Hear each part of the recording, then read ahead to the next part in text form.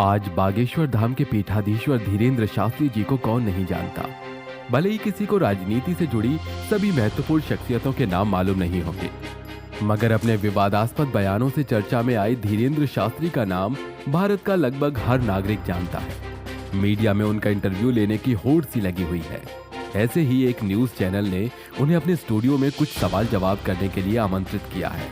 Programme की host शालू अवस्थी उनका परिचय देती हुई प्रोग्राम की शुरुआत कर रही हैं।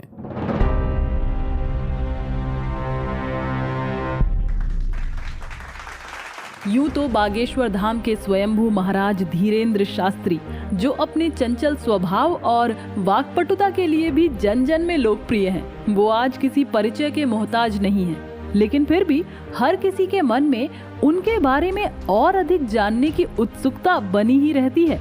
उनसे जुड़े बहुत से किस्से हैं तो विवादों की संख्या भी कम नहीं।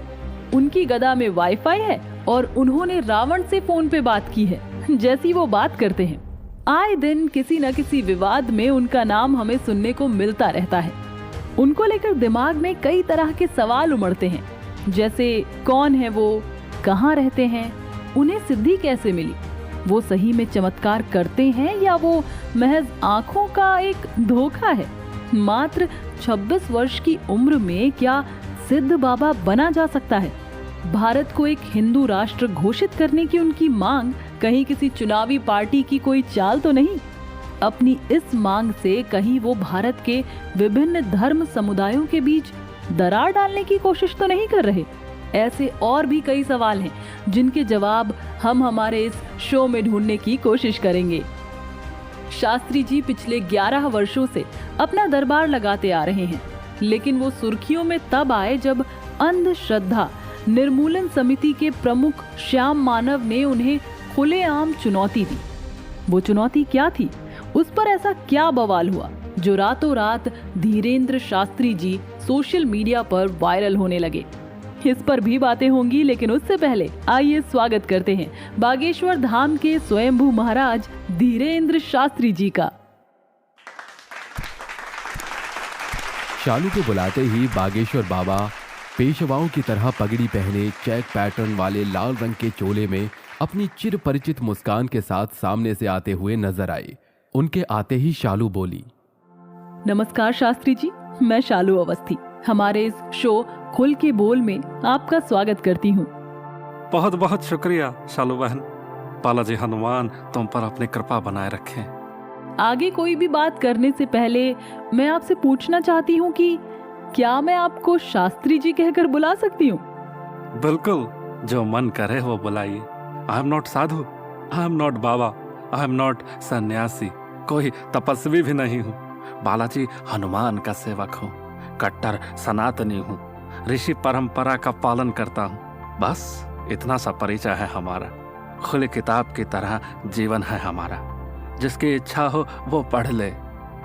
क्या बात है शास्त्री जी, मेरे पहले सवाल में ही आपने सिद्ध कर दिया कि आपको पहले से ही दूसरों के बारे में आभास हो जाता है। मैं आपसे अगला सवाल यही करने वाली थी कि धीरेंद्र शास्त्री असल में हैं कौन, लेकिन आपने मेरे पूछने से पहले ही उसका जवाब दे दिया।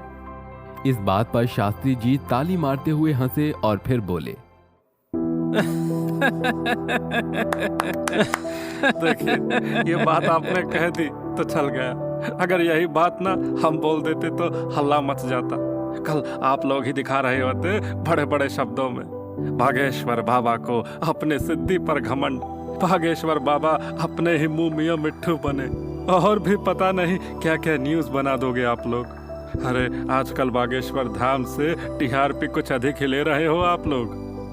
आपके इसी अंदाज के लिए तो आपको हाजिर जवाब कहा जाता है, लेकिन मैं पहले ही आपको क्लियर कर देना चाहती हूँ कि आपको यहाँ बुलाकर आप पर कोई भी आरोप साबित करने का हमारा कोई इरादा नहीं है।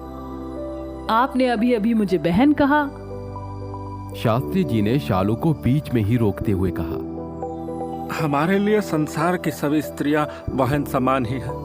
हम सभी को बहन कहकर पुकारते हैं, बहन की दृष्टि से ही उन्हें देखते हैं। आपकी इस बात से मेरे मन में एक प्रश्न उठ रहा है, मगर वो मैं तब पूछूंगी जब आपके विवाह के मुद्दे पर बात होगी। हाँ, तो मैं आपसे कह रही थी कि आपने मुझे बहन कहा, तो इस नाते मैं आपसे हर उस वाद विवाद पर बात करूंगी जो आपसे जुड़ा है, जैसे श्याम मानव की चुनौती, रामचरितमानस पर विवाद, आपकी भारत को हिंदू राष्ट्र घोषित करने की मांग, जोशीमठ वाला मामला, आपकी घर वापसी की मुहिम, आपके घर परिवार के बारे में, आपकी सिद्धि और चमत्कारों के बारे में, और भी जो कुछ बातों बातों में निकलता जाएगा, और साथ में लोगों के सवाल और आपको लेकर उनके मन में उठती शंकाओं को भी आपके सामने रखूंगी। लेकिन इसके पीछे हमारी मंशा ना तो आपको जज करने की है और ना ही कोई फैसला सुनाने की। यहाँ सिर्फ और सिर्फ उन पर बातें होंगी। बहुत समझदारी वाली बात की हो बहन, पूछो जो पूछना है। हम भी सनातनी शेर हैं, डरते थोड़ी ही हैं। बहुत बहुत शुक्रिया आपका। चलिए सबसे पहले हम शुरुआत करते हैं आपकी कही उस बात से जिसे सुनकर लोगों की हंसी के फुहारे तो छूटे ही, साथ ही सोशल मीडिया पर उस पे बने मीम्स की बहार भी छा गई। आप कहते हैं कि हनुमान जी रावण की लंका में बिना पासपोर्ट के घुस गए थे। आपके पास एक गदा है जिसमें वाईफाई है। आपने रावण से फोन पर बात की है। इसके पीछे की कहानी क्या है? बागेश्वर बाबा से जुड़े हर वाद विवाद के बारे में अगर आप और अधिक जानना चाहते हैं तो सुनते रहिए हमारा ये शो।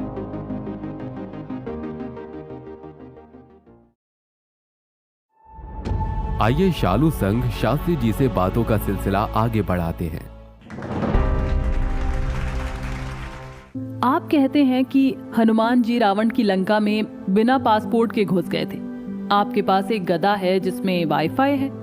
आपने रावण से फोन पर बात की है। इसके पीछे की कहानी क्या है? राम कथा के बीच बीच में इस तरह के चुटकुले छोड़ना क्या किसी साधु संत को शोभा देता है? शालू का ये प्रश्न सुनकर शास्त्री जी फिर से ताली मारकर हंसे और नटखट अंदाज में बोले, भाई ये तो अपनी अपनी दृष्टि है, कौन किस चीज को कैसे देख रहा है इस पर हम सेंसर थोड़ी लगा सकते हैं? हमारी बातों पर लोगों को हंसी आती है तो हंसे। हम सोचेंगे हनुमान जी ने हमें इस नेक कार्य के लिए चुना है, लेकिन आप हमारी इन बातों को अगर ध्यान से सोचेंगे ना तो इनमें अध्यात्म और भावनात्मकता का गहरा संबंध पाओगे। हम कहते हैं हनुमान जी लंका में बिना पासपोर्ट के घुस गए। ऐसे वाक्य सुनकर सुनने वाले की दिलचस्पी हमारी बातों में बढ़ती है।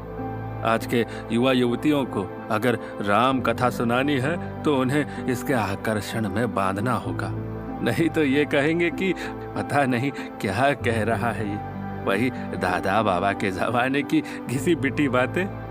उसको अपने हिंदू धर्म से, अपने देवी देवताओं से जोड़ने का नया तरीका खोजना था हमको। और वो क्या हो सकता था बोलो? उन्हीं की बोलचाल की भाषा में इसे सुनाकर हनुमान जी लंका में घुस गए। ये हम इन्हें कैसे बताते? इन्हें तो वीजा, पासपोर्ट, फॉरेनर जैसे शब्द पता है, तो इनसे कनेक्ट करने के लिए हमने कह दिया कि वो बिना वीजा पासपोर्ट के लंका में घुस गए। बहुत खूब। और रावण से फोन पर बात करने के पीछे का क्या सच है? एक दिन बागेश्वर धाम में राम कथा सुनाते हुए हम बोले कि हमने रावण को फोन लगाया और उससे पूछा, क्यों भाई, जब तुम जानते थे राम ब्रह्मा है तो अभी तुमने सीता का हरण कर लिया? वो बोला ये जानता था तभी सीता का हरण कर लिया ताकि राम के हाथों मेरा उद्धार हो सके। लेकिन ये करने के पीछे हमारा एक और अर्थ था। क्या? भाई हम सभी के अंदर एक रावण होता है जो सच जानते हुए भी मुंह नहीं खोलता। वो रावण है जो सब पता होते हुए भी गलत करता है। वो रावण है और हम उस रावण को पहचान लेते हैं। बस रावण से फोन पर बात करने से हमारा यही तात्पर्य है। नो वंडर कि आपके उतने भक्त क्यों हैं। अब ये भी बता दीजिए कि गदा में वाईफाई का होना क्या है? हमारे बागेश्वर धाम में आओ तो इस वाईफाई की महिमा को भी समझ जाओगी। हनुमान जी का हथियार है गदा। उसी की शक्तियों का आभास लोगों को करवाते हैं हम, उनके सेवक। बस इतना सा तात्पर्य था हमारी इस बात का। शुक्रिया शास्त्री जी, अपने कहे इन जुमलों को अपने दिलचस्प तरीके से हमें एक्सप्लेन करने के लिए। इसके बाद शालू कैमरे की तरफ देखती हैं और कहती हैं, शास्त्री जी से कुछ और सवाल करने से पहले आइए एक नजर उनके जीवन पर डालते हैं। शास्त्री जी का जन्म 4 जुलाई 1996 को मध्य प्रदेश के छतरपुर जिले में गड़ा पंज नामक गांव के एक ब्राह्मण परिवार में हुआ था। इनकी माता जी का नाम सरोज गर्ग और पिता का नाम राम कृपाल गर्ग है। इनकी एक बड़ी बहन है और एक छोटा भाई है जिसका नाम शालिग्राम गर्ग है। ये अभी तक अविवाहित है। इनके दादाजी भगवान दास गर्ग भी बागेश्वर धाम में दरबार लगाते थे। उनसे ही इन्हें धर्म की प्रारंभिक शिक्षा प्राप्त हुई थी। आइए इनके घर परिवार के बारे में इनसे ही विस्तार से बातें करते हैं। शास्त्री जी, क्या आपने कभी सोचा था कि एक दिन आप लोगों की समस्याओं का निदान करेंगे? दूर दूर से लोग इस उम्मीद से आपके पास आएंगे कि आप उनको उनके दुखों से छुटकारा दिलवा देंगे। आपके लाखों में फॉलोवर्स होंगे, आपको मानने वाले भक्तों की एक बड़ी भीड़ होगी। जय सिया राम, जय बागेश्वर धाम की। हम कुछ नहीं करते, इन सब पर ईश्वरीय कृपा होती है। आप और हम कोई नहीं होते जो चुन सके कि हमें कौन सा कार्य करना है। ईश्वर पहले से चुन लेता है किससे क्या कार्य करवाना है। ये बालाजी की कृपा है और ऊपर से हमारे दादा गुरु का आशीर्वाद कि एक ब्राह्मण परिवार में एक दास का जन्म हुआ है। वहां से ये परंपरा पर दरबार की कथा की आदि की प्रारंभ हुई। फिर दादा गुरु ने हाथ पकड़ करके बालाजी के चरणों में लगा दिया। तब से निरंतर मानव सेवा में लगे हुए हैं। तो हमें लगता है कि किसी व्यक्ति की सोच से यह कार्य निश्चित नहीं होता। ईश्वर स्वयं यह निश्चित करके भेजता है कि किससे क्या करवाना है। बहुत सही कहा आपने। अब हमें अपने जीवन के प्रारंभिक वर्षों के बारे में कुछ बताइए। कैसा था आपका बचपन? हम एक बहुत ही निम्न वर्ग के ब्राह्मण परिवार से हैं। पिताजी हमारे कोई कार्य नहीं करते थे, तो जाहिर सी बात है गरीबी की यातनाओं से हमें और हमारे परिवार को गुजरना पड़ा। एक छोटे से कच्चे कमरे में हम सब रहा करते थे। 14 वर्ष तक जीवन हमने अपना उसी एक कच्चे कमरे में गुजारा। तो क्या आपकी वही कठिन परिस्थितियां आपकी आगे की यात्रा में मददगार साबित हुई? बिल्कुल, हम तो मानते हैं उन्हीं विकट परिस्थितियों ने हमें अध्यात्म का मार्ग दिखाया। और एक कहावत है ना, जो आदिकाल से चली आ रही है, भगवान जो करता है अच्छा ही करता है।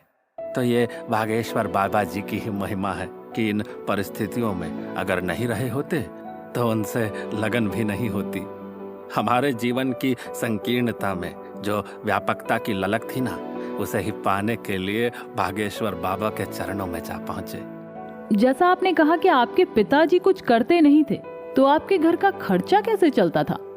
जब हमें समझ आया कि पिताजी को घर परिवार से कोई लेना देना नहीं, तो घर के सभी के लिए भोजन जुटाने का बीड़ा हमने उठाया।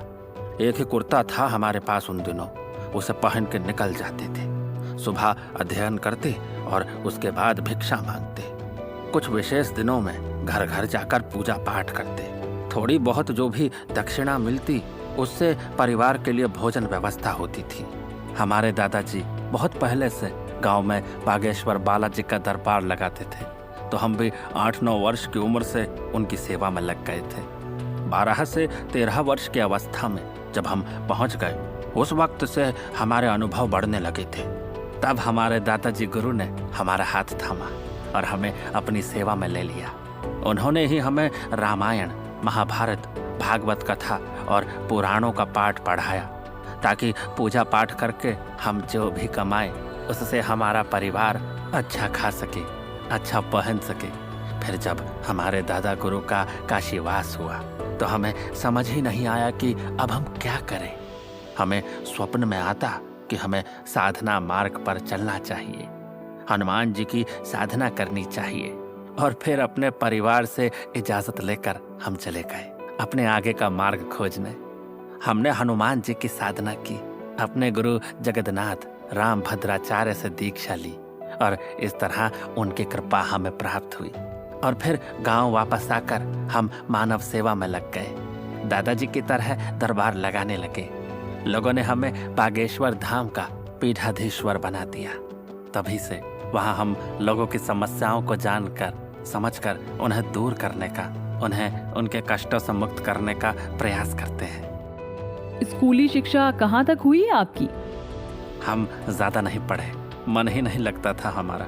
कहने को 12वीं की है और उसके बाद पत्राचार से BA भी किया, लेकिन हम फिर भी खुद को अनपढ़ ही मानते हैं। विद्यालय बहुत कम जाते थे हम, लेकिन जब भी जाते सब विद्यार्थी हमें घेर कर बैठ जाते और हमसे अपने भविष्य के बारे में सवाल करते। उन लोगों को पता था कि हमारे दादाजी बालाजी का दरबार लगाते हैं, तो इस माने वो हमें इज्जत भी देते थे। कभी टीवी पर आने का सोचा था आपने? इसका जवाब में हम आपको एक दिलचस्प कहानी सुनाते हैं। हमारे यहाँ टीवी तो था नहीं, तो हम पड़ोस में किसी के घर देखने जाया करते थे। एक दिन हमने उन्हें कहते सुना कि ये तो रोज ही आने लगे टीवी देखने, और फिर उन्होंने हमारे सामने ही टीवी बंद कर दिया। इस घटना ने हमारे दिल को बहुत चोट पहुंचाई थी। हम घर आकर बहुत रोए थे। उस दिन हमने एक प्रण भी लिया था कि जब तक खुद का टीवी नहीं होगा हम टीवी नहीं देखेंगे, और हमने ये प्रण पूरा भी किया। हम खुद पैसे कमाकर 3800 रुपये का टीवी लाए थे, और हनुमान जी की कृपा तो देखिए, हमारा टीवी आते ही उनका टीवी जल गया। जिन्होंने हमारे सामने टीवी बंद कर दिया था वह तब हमारे घर आकर देखा करते थे। लोग कहते कि पागल हो गया ये, घर में खाने को नहीं लेकिन ऐश करनी ज़रूरी है। पर हमने जो ठान लिया था करके दिखाना था। अपने पैसों से टीवी तो खरीदा ही, आज टीवी पर आते भी हैं। एक दिन संस्कार टीवी वालों ने हमसे हमारे दरबार का प्रसारण अपने चैनल पर करने का प्रस्ताव दिया और हमने मान लिया। ये तो हुई आपके बचपन और प्रारंभिक जीवन से जुड़ी कुछ बातें। अब आपकी पसंद की बात करते हैं। हमने सुना है आपको चाय बहुत पसंद है, लेकिन हमने ये भी सुना है कि सिद्ध पुरुष चाय का त्याग कर देते हैं। फिर आपने क्यों नहीं किया? हम कुछ भी छोड़ सकते हैं, चाय नहीं। चाय पी पी कर हम पूरा दिन लगातार कथा सुना सकते हैं। चाय से हमारे दादा गुरु की याद जुड़ी है, जब हम और हमारे सभी भाई बहन, जिनमें हमारे सब चाचा ताऊ के बच्चे भी थे, हम सब मिलकर दादा गुरु के पास जाते थे और वहीं उनके आस पास घेरा बना के बैठ जाते थे और उनसे कथा सुनते। बीच में जब दादा गुरु चाय पीते तो वो हमें भी अपने कप में से एक प्याली चाय पीने को देते। उनकी चाय का प्याला हमारे लिए जैसे अमृत था। हमें लगा है कि उन्होंने उस चाय से हमें अपनी शक्तियां स्थानांतरित कर दी थी। आपको सुनकर लगता है कि आपके जीवन की हर बात अध्यात्म से जुड़ी हुई है। हमारा तो जन्म ही प्रभु की सेवा के लिए हुआ है। ये सुनकर शालू ने मुस्कुराते हुए कहा। चलिए अब बात करते हैं आपके भाई शालिग्राम के बारे में।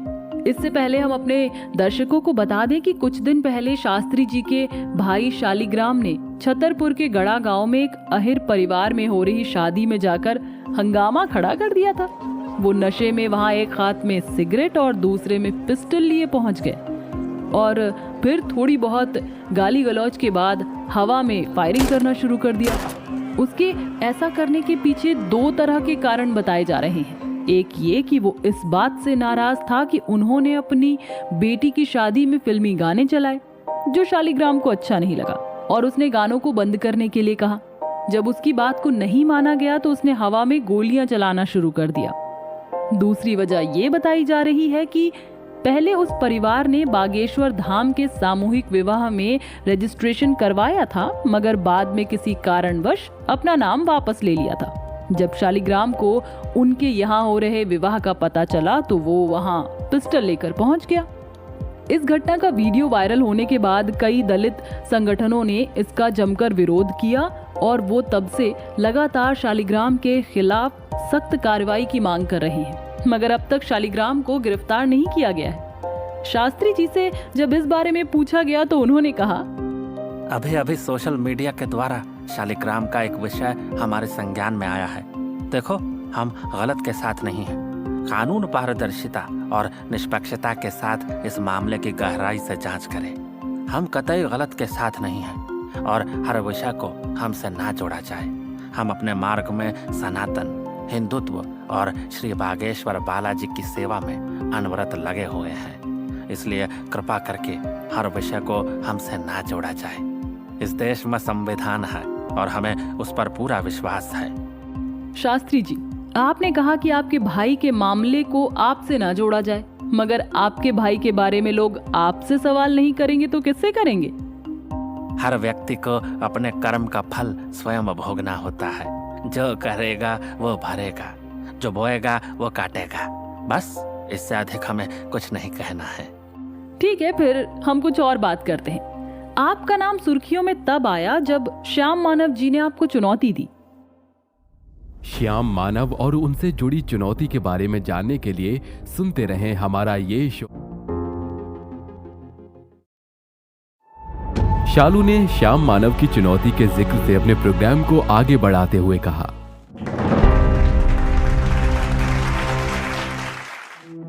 धीरेंद्र शास्त्री से इस मुद्दे पर कोई भी बात करने से पहले आइए पहले जान लें कि ये मुद्दा आखिर था क्या और कहां से ये विवाद शुरू हुआ।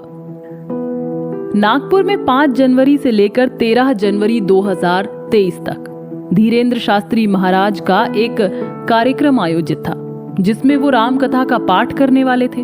उस दौरान महाराष्ट्र की अंधश्रद्धा निर्मूलन समिति के प्रमुख श्याम मानव भी नागपुर में मौजूद थे। उन्हें जब पता चला कि शास्त्री जी नागपुर में राम कथा का पाठ करने वाले हैं तो उन्होंने इस बात को सराहा। कहा ये तो बहुत अच्छी बात है, ऐसे कार्यक्रमों का स्वागत होना चाहिए।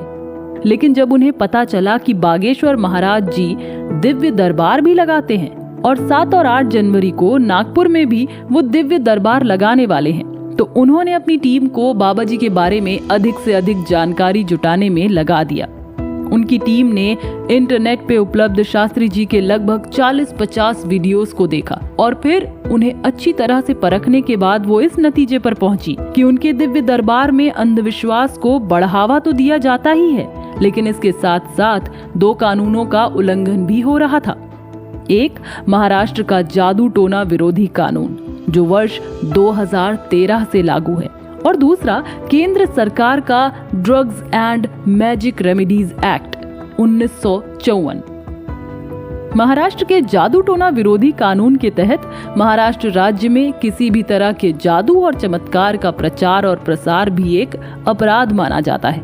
एक ऐसा अपराध जिसकी जमानत भी नहीं होती और इसमें अपराध साबित हो जाने पर 6 माह से लेकर 7 वर्ष तक का भी प्रावधान है। 5,000 से लेकर 50,000 तक का जुर्माना भी हो सकता है। शास्त्री जी कानून की अवहेलना कर रहे हैं, ये साफ होते ही श्याम मानव जी ने धीरेंद्र शास्त्री जी की पहले से प्रसारित कुछ वीडियोस में से उन चीजों को पॉइंट आउट किया जो उन्हें किसी न किसी वजह से आपत्तिजनक लगी और फिर उन सभी को सबूत बनाकर 8 जनवरी को उन्होंने शास्त्री जी की पुलिस में शिकायत दर्ज कर दी। पुलिस इस पर कार्यवाही कर ही रही थी कि 10 जनवरी को श्याम मानव जी को अपने सूत्रों से पता चला कि बाबा जी समय से पहले ही नागपुर से जा रहे हैं। उन्होंने तुरंत इस बात की सूचना पुलिस को देते हुए उन्हें जल्द से जल्द इस मामले पर एक्शन लेने को कहा, लेकिन पुलिस ने कोई एक्शन नहीं लिया और बाबा जी तय समय से 2 दिन पहले ही नागपुर से रवाना हो गए। लेकिन इस पूरे मामले में एक ट्विस्ट था जिसकी वजह से ये पूरा विवाद खड़ा हुआ। 9 जनवरी को श्याम मानव जी ने नागपुर में एक प्रेस कॉन्फ्रेंस बुलाकर शास्त्री जी को खुलेआम एक चुनौती दी। हमने आपके सभी चमत्कारिक दावे सुने, देखे और उन्हें समझने की कोशिश भी की। उन्हीं के बिना पर हम आपका आह्वान करते हैं कि आप हमारे पास आकर उन दावों को सच साबित करें। हम आपके सामने 10 लोग रखेंगे। आप उनके नाम बताइए, उनके पिताजी का नाम बताइए, उनके मोबाइल नंबर बताइए, उनकी उम्र बताइए। आपका दावा है कि आप भक्तों के घर पर जाते हो, उन्हें बताते हो कौन सी चीज कौन से कमरे में रखी है। इस विद्या को दिव्य शक्ति कहा जाता है। आप ये दिव्य शक्ति सिद्ध कीजिए। जहाँ ये चैलेंज कंडक्ट किया जाएगा वहाँ नागपुर के सभी संभ्रांत पत्रकार मौजूद होंगे। पास के एक कमरे में 10 चीजें रखी होगी जिसकी वीडियो रिकॉर्डिंग भी हम करेंगे। आप उन सभी चीजों को पहचान कर बताइए। 90% भी अगर आप सही रहते हैं ना तो आपको हमारे संगठन का 30 लाख का इनाम भी मिलेगा। आपको 30 लाख रुपए भी नहीं चाहिए तो आप आगे आइए और हमें झूठा साबित कीजिए। लेकिन शास्त्री जी उनकी चुनौती को अनसुना करके नागपुर से चले गए, जिस पर श्याम मानव जी ने एक टिप्पणी की। अरे उनकी पोल खुल गई तो वो डर कर भाग गए। सच में अगर उनके पास कोई दिव्य शक्ति होती तो वो सीना ठोक के मेरी चुनौती को स्वीकार करते। शास्त्री जी ने जब सुना कि उन्हें भगोड़ा कहा जा रहा है तो वो बोले, अब जब हम निकल आए हैं तो हाथी चले बाजार और कुत्ते भौंके हजार। हम उनकी चुनौती स्वीकार कर लेते, लेकिन पहली बात, उन्होंने हमें कोई चैलेंज लीगली नहीं भेजा, ना ही कोई चिट्ठी भेजी और ना ही अपना कोई व्यक्ति भेजा। अब ये झूठ मूठ की बातें हैं। अपने घर के अंदर कोई चूड़ी बजाकर अपने घर के अंदर नाचता रहेगा, नंगा नाचता रहेगा, तो हमें उससे क्या लेना देना है? उनको हमसे दिक्कत है तो वो आ जाए। हम अभी रायपुर में हैं। रायपुर छत्तीसगढ़ हमारा क्षेत्र नहीं है कि हम घर में दुबक कर उन्हें ललकार रहे हैं, ना उनके बाप का ना हमारे बाप का। भाई कल भी यहाँ दरबार लग रहा है। ठटरी प्यासा कुएं के पास जाता है, कुआं प्यासे के पास नहीं जाता। आ जाओ, दरबार खुला लगता है, टिकट भी हम भेज देंगे। फिर हम महाराष्ट्र जाएंगे और वहाँ फिर उन्हें ताल ठोक कर बुलाएंगे। इसके बाद का पूरा किस्सा क्या था, उसके बारे में आइए शास्त्री जी से ही सवाल जवाब करके जानते हैं। हाँ तो शास्त्री जी, सबसे पहले आप ये बताइए कि आप श्याम मानव जी के चैलेंज को पूरा किए बिना समय से पहले नागपुर से क्यों लौट आए?